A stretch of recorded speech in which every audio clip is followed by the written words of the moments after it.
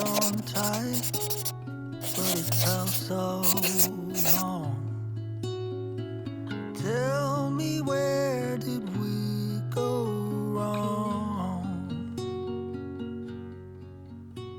When you're in the sun and I'm lost in the shade. It had been almost a year since my departure from trail. I felt as though something was left incomplete. Picking up where I left off, I chose not to film my first few days so that I could reconnect with the trail and reflect on my previous year's experience. You were the one, we had nothing to fear. What we had should still be there. I chose to begin filming here at the Keffer Oak, a massive specimen of an oak tree. It is the largest on the Appalachian Trail and one of my bucket list landmarks. It remains tall and proud above all the neighboring trees and has witnessed so much throughout the years.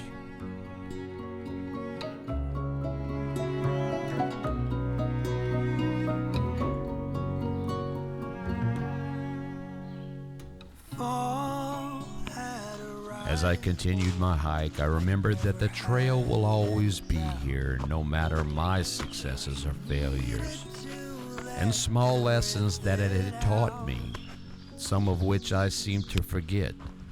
Like looking through the trees will give you glimpses of mountains in the distance, even though it's not a panoramic view, and scanning the ground in front of you for foot placement so that you don't stumble. The fire we had and the flaws, I just hope that you want. These cairns on Bruiser's Knob were an unexpected sight, an interesting feature that I enjoyed, and from what I've researched, they were stacked by farmers long ago, clearing their land on the mountain to provide for their crops.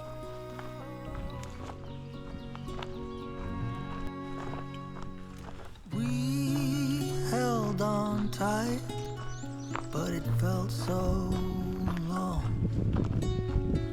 Tell me, where did we go wrong?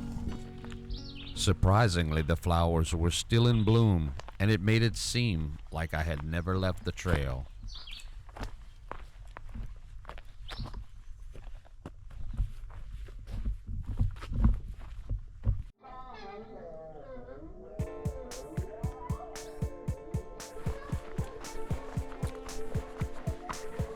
Take a ride at the blinking light.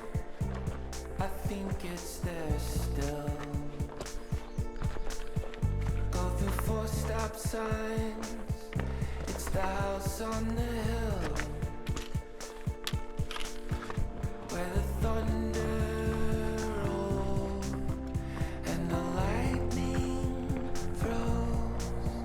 And we put it in a bottle and set it down by the road.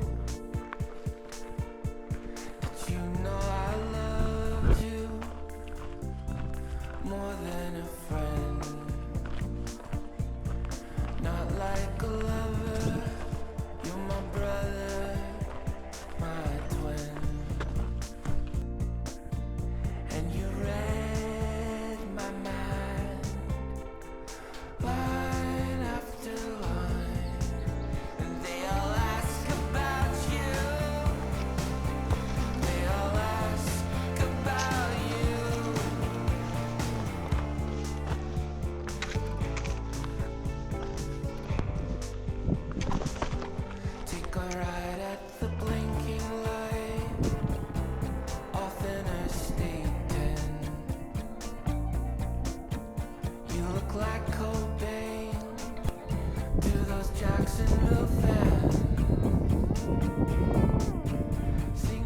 top of this ridge kind of interrupted someone's lunch, I think. She wasn't really fearful, more curious than anything else. Here we have the Eastern Continental Divide, a hydrological formation spanning just south of Lake Ontario all the way to Florida. On the left, this basin drains eventually into the Gulf of Mexico, and on the right, into the Atlantic Ocean.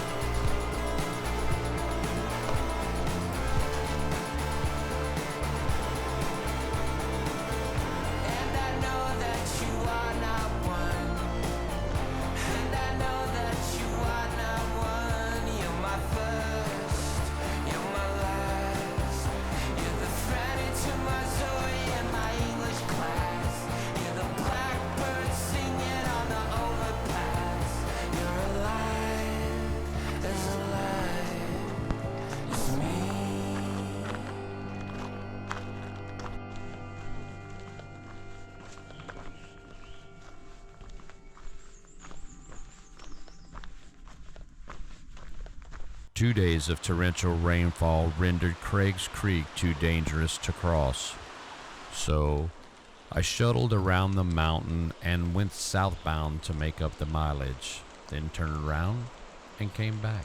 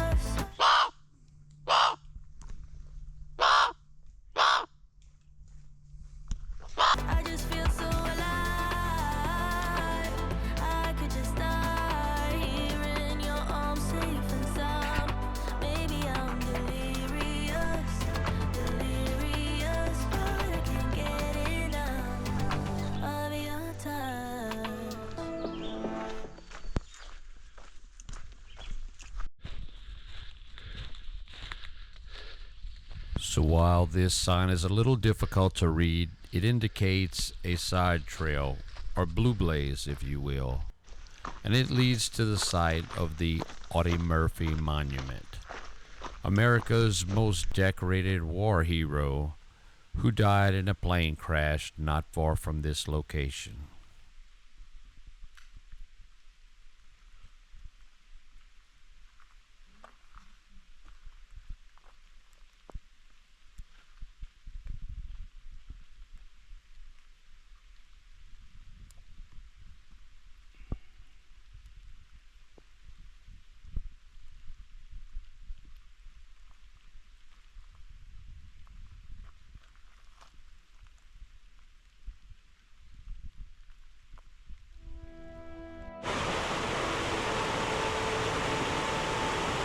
And this is Trout Creek. Thankfully there was a bridge so we could cross it.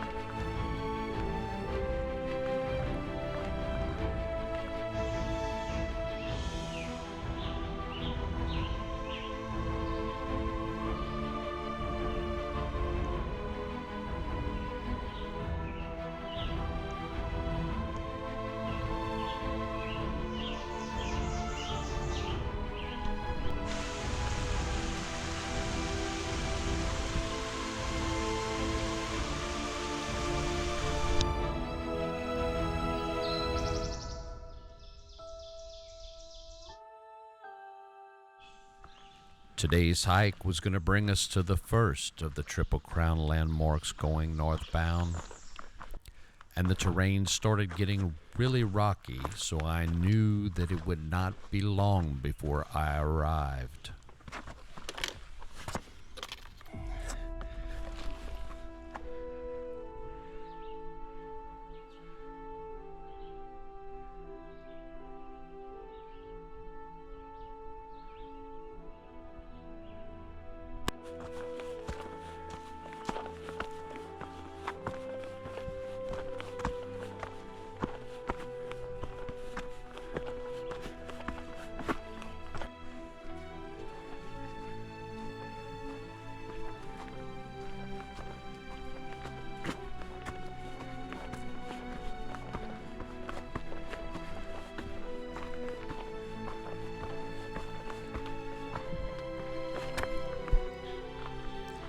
Felt pretty good passing the 700-mile northbound mile marker.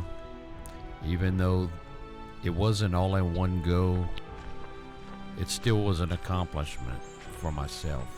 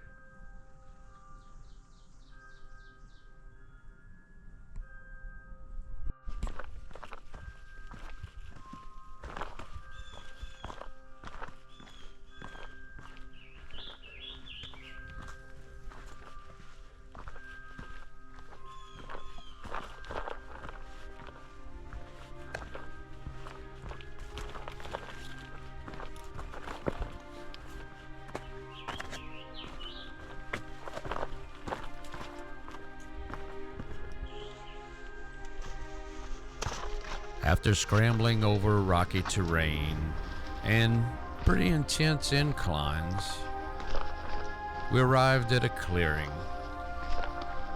And lo and behold, we have arrived at the stone monolith known as Dragon's Tooth.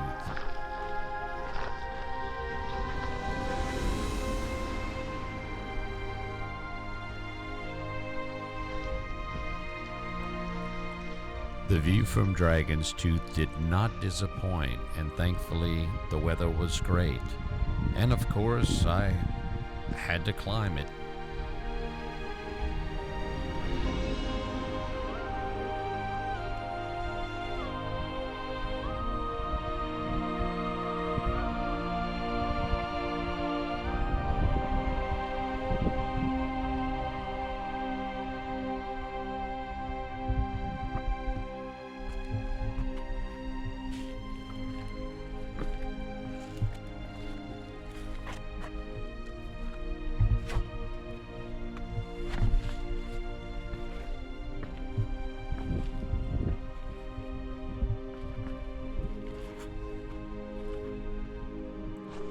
The descent from Dragon's Tooth was sketchy at best. These ledges were extremely narrow, and the camera doesn't translate that very well. This sign should have let us know on the other side.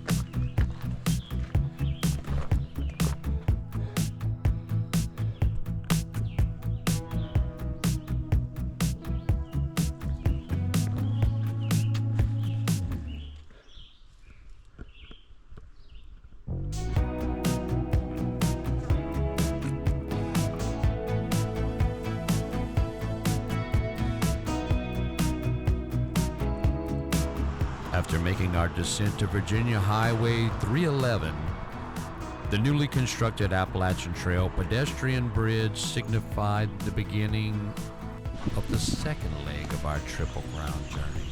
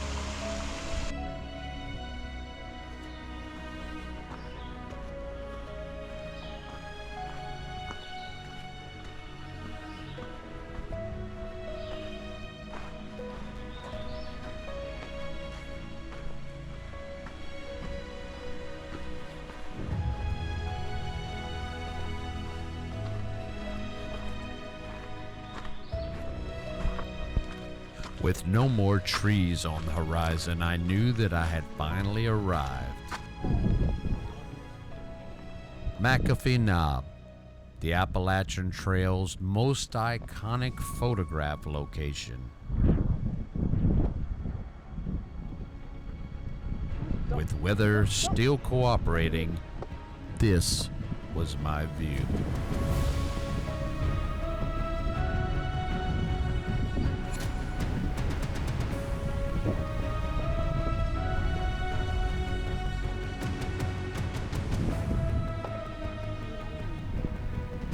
One small victory.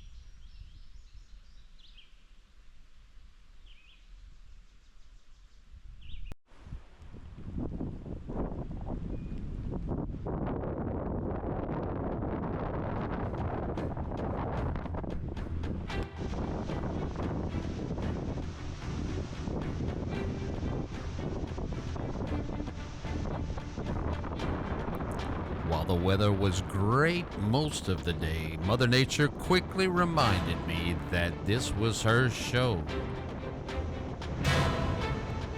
Howling winds, driving rain, and a thunderstorm forced me to take shelter underneath these boulders for about an hour.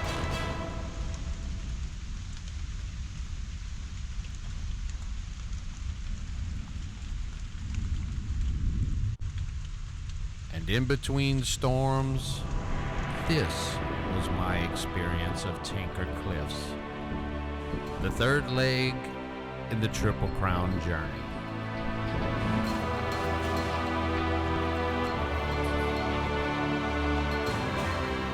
And while some may say that this is not a picturesque experience of Tinker Cliffs, this is my experience.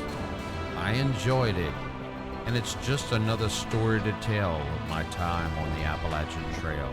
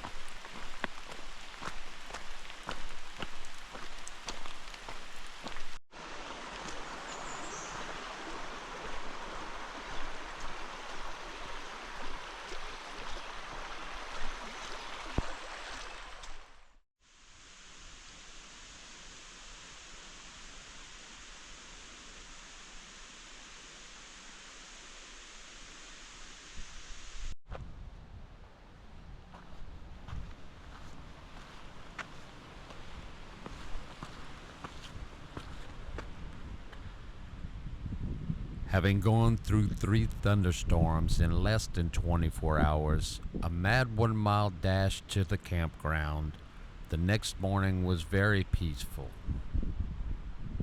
So peaceful that I decided to take a selfie.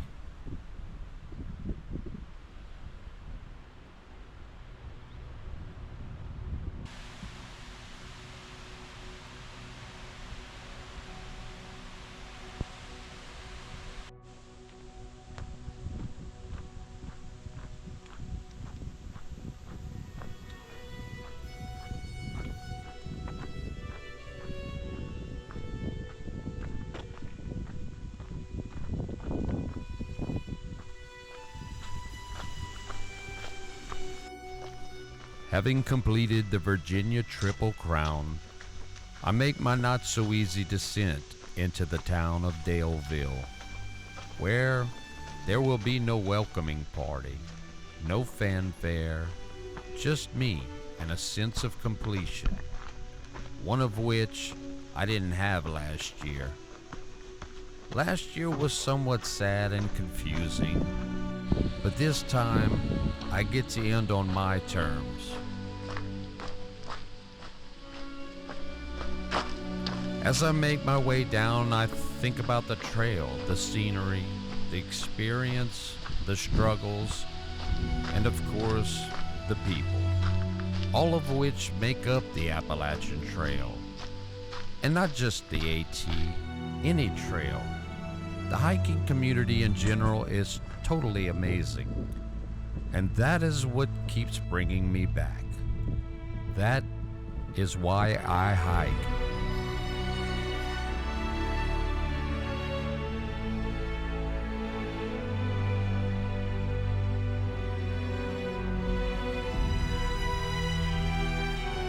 Thanks for watching, and thank you to everyone that has supported me last year and this year, not just on the AT, but other trails that I've been on. See you next time.